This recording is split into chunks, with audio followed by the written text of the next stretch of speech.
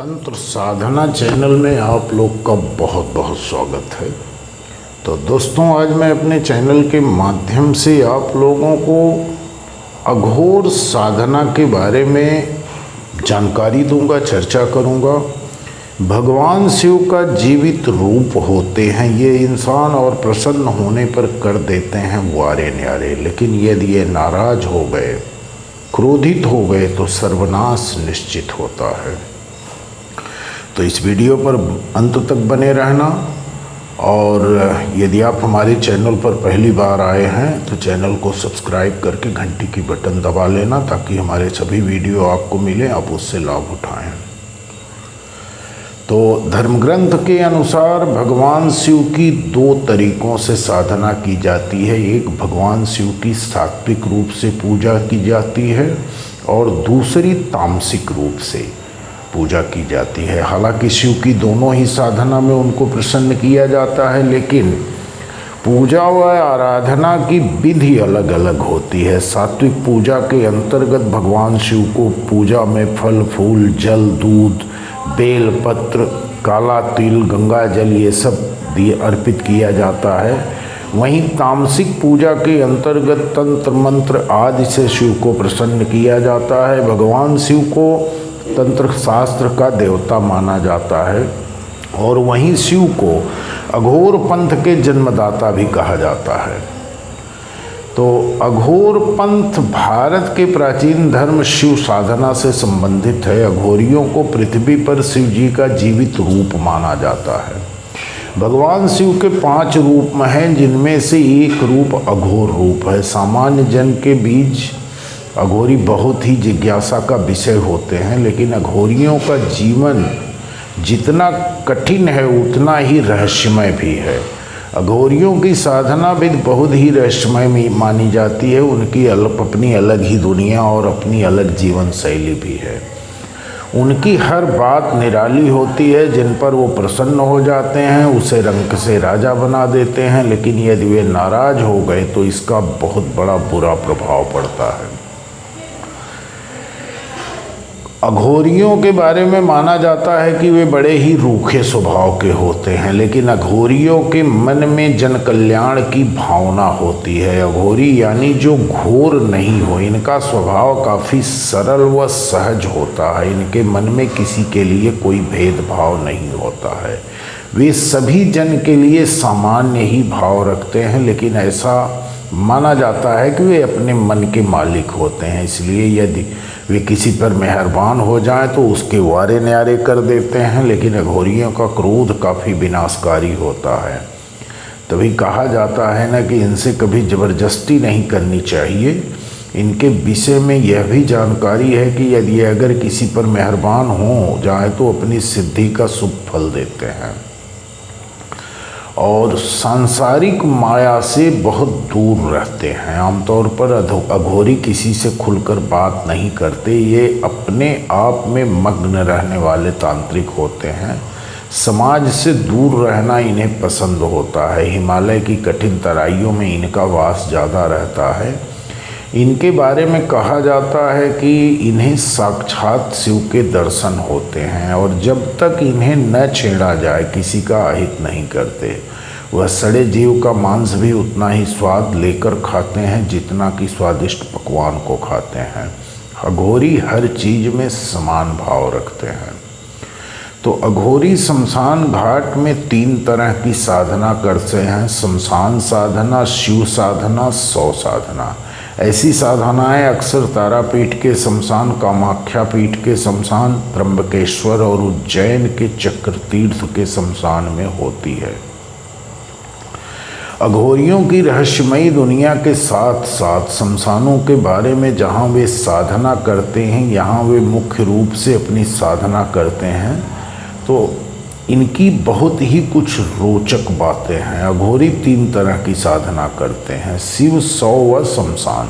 शिव साधना मुर्दा के ऊपर पैर रखकर और 100 साधना पर बैठकर की जाती है। ऐसी साधनाओं में मुर्दे को प्रसाद के रूप में मांस व शराब चढ़ाई जाती है। और तीसरी साधना जो होती है शमशान साधना, इसमें 100 पीठ जहाँ 100 को जलाते हैं उस पर बैठकर पूजा करते हैं, उस पर गंगा जल व मावा चढ़ाया जाता है। अघोरी मुर्दे से भी बात करते हैं। ये बातें पढ़ने सुनने में भले ही अजीब लगे, लेकिन इन्हें पूरी तरह से नकारा नहीं जा सकता। अघोरी बहुत ही हठी होते हैं, अगर किसी बात पर अड़ जाएं तो उसे पूरी करके ही मानते हैं। गुस्सा हो जाए तो किसी भी हद तक जा सकते हैं। अघोरियों की आंखें सुर्ख लाल दिखाई देती हैं, लेकिन उनका मन हमेशा शांत रहता है। अघोरी गले में धातु की बनी नरमुंड माला पहनते हैं। अघोर पंथ में शमशान साधना का विशेष महत्व है, इसलिए अघोरी शमशान में रहना पसंद करते हैं। वे वहीं अपनी कुटिया बनाते हैं। अघोरियों की कुटिया में एक छोटी सी धुनी हमेशा जलती रहती है। जानवरों में सिर्फ कुत्ता पालना पसंद करते हैं। अघोरी गाय का मांस छोड़कर बाकी सब खा सकते हैं, मल से लेकर मुर्दे तक का मांस तक। प्यास लगने पर वे स्वयं का मूत्र भी पी लेते हैं। अघोरी आम लोगों से कोई संपर्क नहीं रखते, न ही किसी से बात करते हैं। अधिकांश समय वे अपना सिद्ध मंत्र के जाप में ही लगे रहते हैं। अघोरी पराशक्ति यानी आत्मा को भी अपने बस में कर सकते हैं। ये साधनाएं भी वे शमशान में करते हैं। और ख़ास करके जो अघोरी रहते हैं वो अप्सरा साधना, कर्णपिशाचिनी साधना और साबर मंत्रों की साधना जरूर सिद्ध करते हैं, क्योंकि इससे उनके सारे जीवन की जो भी आवश्यकताएं हैं वो पूरी होती रहती हैं। अघोरी का बड़ा अलग ही दुनिया है, और इस दुनिया में ऐसे तो आम जन के लिए अघोर पंथ की साधना करना बड़ा ही कठिन और दुर्गम है। और कुछ लोग इस पर विचार करते हैं, कुछ लोग साधना के बारे में सोचते हैं, तो वो निहायत गलत है, क्योंकि सामान्य जीवन में रहकर अघोरी साधना को संपन्न करना संभव नहीं है। इसलिए कभी जीवन में अघोर साधना के लिए हठ नहीं करना चाहिए। अघोर साधना सिर्फ अघोरी ही कर सकते हैं जो सांसारिक मोह माया से दूर हैं। न उनका घर है, न परिवार है, न कुल है, न खानदान है। उनको ये ही नहीं पता है कि मैं कौन हूँ, और उनका खुद का कोई नाम नहीं है, कोई पहचान नहीं है। ऐसे लोग ही अघोर साधना को सिद्ध कर पाते हैं। आम जीवन में जीकर इंसान के लिए संभव नहीं है। अज्ञानतावश अगर कोई इस साधना करने की कोशिश करता है तो उसका परिणाम उसके लिए बड़ा भयानक हो जाता है। इसलिए कभी अघोर साधना के बारे में सोचना ही नहीं चाहिए। सात्विक साधना आप कर सकते हैं, जिसमें भोलेनाथ की पूजा से भी कुछ सिद्धियां प्राप्त होती हैं। सात्विक साधना से भी इंसान सिद्धि प्राप्त कर सकता है। उन सिद्धियों के बल पर बहुत सारी चीज़ों को हासिल कर सकता है, लेकिन अघोर साधना के पीछे कभी भागना नहीं चाहिए। और जो समाज में अघोरी बनकर लोग घूमते हैं वो लूटने वाले लोग हैं।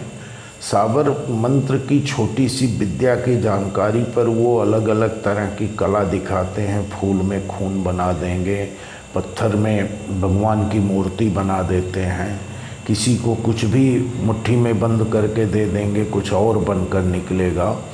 तो ये सब जो कला दिखाने वाले लोग हमारे आपके दरवाजे पर भटकते हैं, उनको अघोर साधक या अघोरी नहीं कहा जा सकता। वो सिर्फ एक मायावी जादूगर हैं और उनसे ज़्यादा संपर्क नहीं करना चाहिए। उनसे दूर ही रहने में ही भलाई रहती है।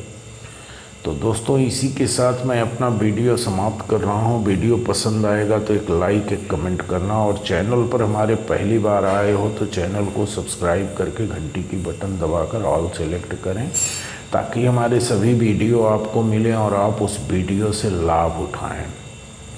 यदि आपको किसी भी प्रकार की तांत्रिक या ज्योतिषीय परामर्श की आवश्यकता है तो हमें कमेंट कर सकते हैं। हम आपको पूरी सहायता, जितना हमें जानकारी है हम अपने जानकारी के हिसाब से आपकी पूरी सहायता करेंगे, आपका पूरा सहयोग करेंगे।